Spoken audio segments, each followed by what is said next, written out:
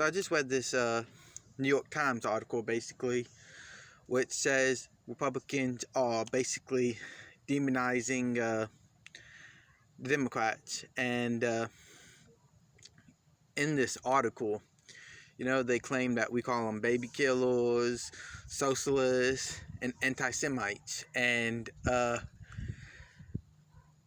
was no real defense into this article except for the defense of, yes, we are all three of these things. I mean, that was really what the New York Times article was about, if you read it. I mean, it wasn't as if they were trying to say they were not these things by providing examples that they were these things. And it was really, really weird because, it wasn't a parody or anything. It was an actual real New York Times article literally saying we are these things, but trying to say we are not these things, but providing evidence that they are these very things. And it was this weird article. I mean, you got to go read it yourself. And it's actually kind of funny a little bit because, they claim that legislation in New York is being passed to call us baby killers. That legislation was, you can abort your baby right up to birth, and if birth accidentally happened, you can still kill your baby after it, and that's what the legislation in New York says. So yes, we called you baby killers for that.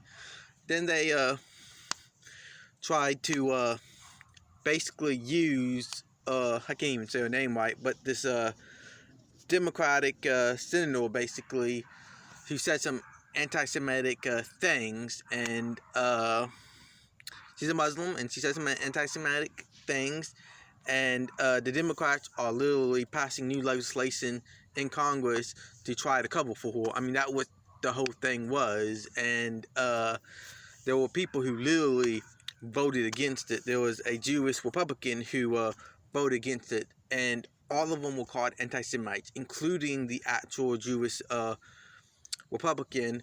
He was called an anti-Semite for literally voting against it, so he wouldn't provide cover for someone who actually is an anti-Semite. And it's ridiculous. And same thing with the whole socialist argument. In here, they're trying to say that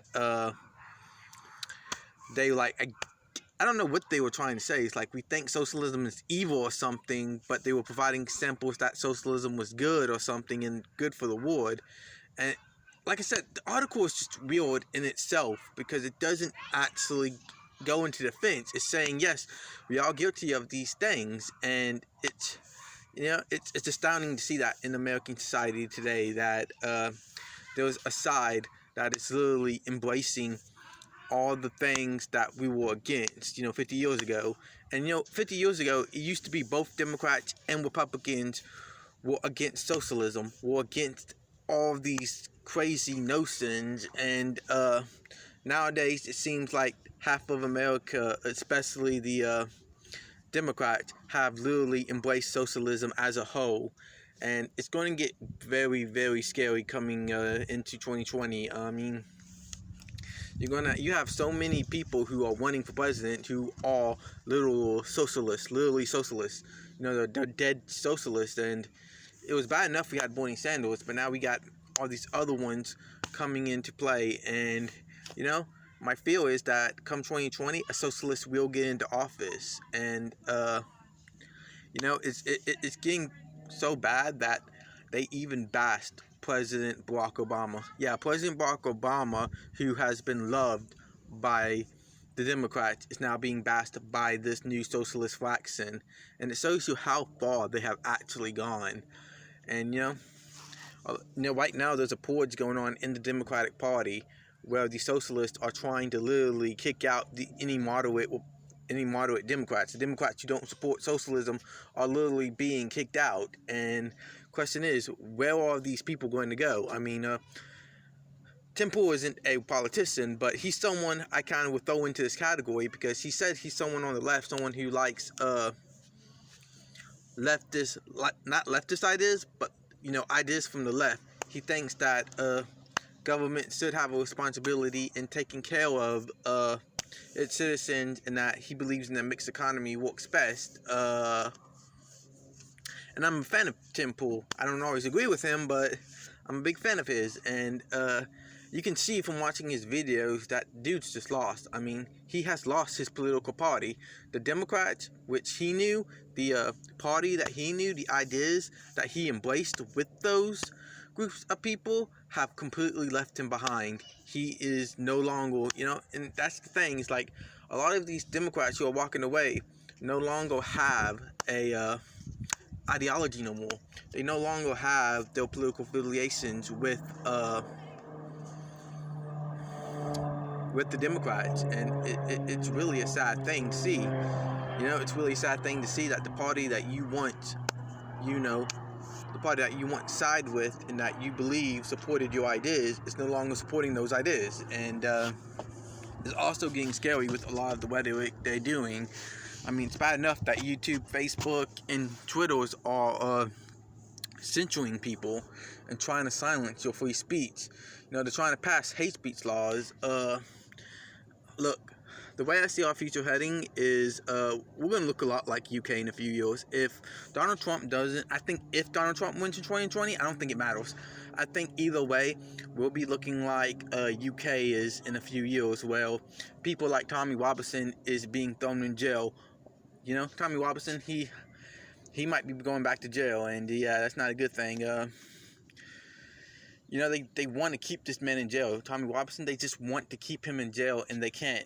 And it's because he refuses to stay silent. He refuses to bow down to the socialists. He refused to bow down to Islam. He refuses to not speak out about the rapes that happen in the UK. The crime rate is skyrocketing up there, and they're more worried about going after people on Twitter, Facebook, and YouTube for saying mean things than they are actually solving crimes and stopping these people. And it really, really, really is going to get scary. I mean, I tell you this, one day, I truly believe this, if we continue down the way we're going, one day, the Democrats will put the Republicans. This will happen. And we need to change it. We really, really, really do. We need to fight against this. And unfortunately, when I was listening to the Ben Shapiro show today, he was basically saying he doesn't see a future where this is going to happen. He thinks that the left is just going to go far more left. This is far different from the Ben Shapiro I listened to a year ago, who used to say he doesn't think civil war is prevalent. It comes to mind that he actually has changed his mind on this, and that he sees a civil war happening in the near future. And this is the same thing with a lot of other people. You listen to Steven Crowder, he used to say the same stuff, that civil war is not going to be anywhere near close. He has changed his opinion on that a little bit. Same thing with Tim Pool. I remember Tim Pool saying he doesn't believe a civil war was prevalent, and then did a 180 on it completely and said, yeah, we're definitely headed to war. And it goes to show you that there's a lot. Look, people's opinions are changing, and people's attitudes are changing as well. And they're not changing for the best. They're really not. And it is getting pretty bad out there. I mean, we've seen people literally fight each other, threatening each other. A young teenager was suspended from her school simply for wearing a Trump hat. There's so many things that are going on in this country and in the school systems and everywhere. And it really does look like a civil war is basically on us. I think that there is no avoiding this, people. I think in the very, very near future, we're going to see something, and it's not going to be pretty. Hopefully we can change it.